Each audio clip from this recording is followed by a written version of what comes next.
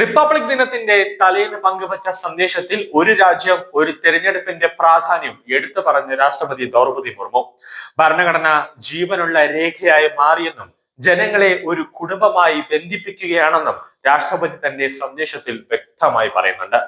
ഇന്ത്യക്കാർ എന്ന നിലയിൽ കൂട്ടായ സ്വത്വത്തിന്റെ ആത്യന്തിക അടിത്തറ ഭരണഘടന നമുക്ക് നൽകുന്നുണ്ടെന്നും രാഷ്ട്രപതി വ്യക്തമാക്കി. ഒരു രാജ്യം ഒരു തെരഞ്ഞെടുപ്പ് സ്ഥിരതയുള്ള ഭരണത്തിന് അനിവാര്യമാണെന്നും അത് ഭാരിച്ച ചെലവുകൾ കുറയ്ക്കാൻ ഉപകരിക്കുമെന്നും ദ്രൗപദി മുർമു വ്യക്തമാക്കി. 2014 മുതൽ നരേന്ദ്രമോദി സർക്കാർ അധികാരമേറ്റ മുതൽ ഒരു രാജ്യം ഒരു തെരഞ്ഞെടുപ്പ് എന്ന പദ്ധതിയെക്കുറിച്ച് ചർച്ചകൾ നടക്കുകയായിരുന്നു. നയപരമായ വീഴ്ചകൾ തടയാനും സാമ്പത്തിക ഭാരം കുറയ്ക്കാൻ ഇത് നടപ്പാക്കുന്നതിലൂടെ കഴിയുമെന്ന് രാഷ്ട്രപതി ചൂണ്ടിക്കാണിച്ചിരിക്കുകയാണ്.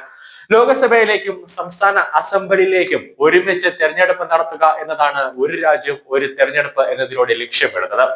പതിറ്റാണ്ടുകളായി രാജ്യത്ത് നിലനിൽക്കുന്ന കൊളോണിയൽ ചിന്താഗതി മാറ്റാൻ കേന്ദ്ര സർക്കാർ തീവ്ര ശ്രമം നടത്തുന്നുണ്ടെന്നും ദ്രൗപദി മുർമു വ്യക്തമാക്കി.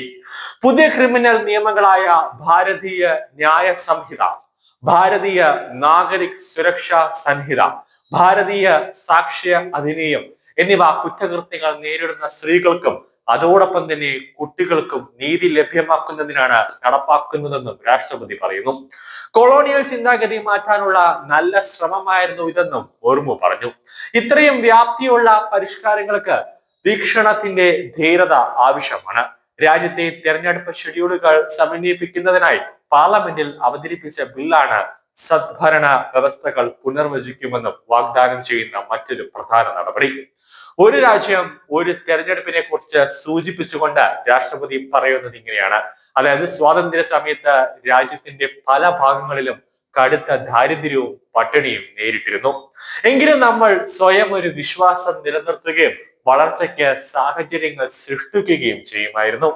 ഭരണഘടനയുടെ പ്രാധാന്യത്തെയും കഴിഞ്ഞ 75 വർഷങ്ങൾക്കിടയിൽ സ്വന്തമാക്കിയ നേട്ടങ്ങളെയും അടയാളപ്പെടുത്തിക്കൊണ്ട് ദ്രൗപദി മുർമു വ്യക്തമാക്കി. സമീപ വർഷങ്ങളിലെ രാജ്യത്തിന്റെ ഉയർന്ന വളർച്ചാ നിരക്ക് രാഷ്ട്രപതി തന്റെ സന്ദേശത്തിൽ പരാമർശിച്ചു. ഇതിലൂടെ കർഷകർക്കും തൊഴിലാളികൾക്കും വരുമാനം വർദ്ധിപ്പിക്കാൻ ഒരു സഹായമായി. തൊഴിലവസരങ്ങൾ ഒട്ടനവധി സൃഷ്ടിക്കപ്പെട്ടു. നിരവധി പേരെ ദാരിദ്ര്യത്തിൽ നിന്ന് കരകയറ്റിയെന്നും ദ്രൗപദി മുർമു ചൂണ്ടിക്കാണിച്ചു. പ്രതിപക്ഷങ്ങളുടെ പ്രതിഷേധങ്ങളുടെ ആരവം ഒഴുകുന്നതിനിടയിലും ഒരു രാജ്യം ഒരു തെരഞ്ഞെടുപ്പ് അനായാസം ലോകസഭയിലും രാജ്യസഭയിലും പാസ്സായി. ഇനി രാഷ്ട്രപതിയുടെ മേശപ്പുറത്തെത്തിയപ്പോൾ രാഷ്ട്രപതി അത് ഒപ്പുവെക്കാനുള്ള നീക്കങ്ങളിലാണ്.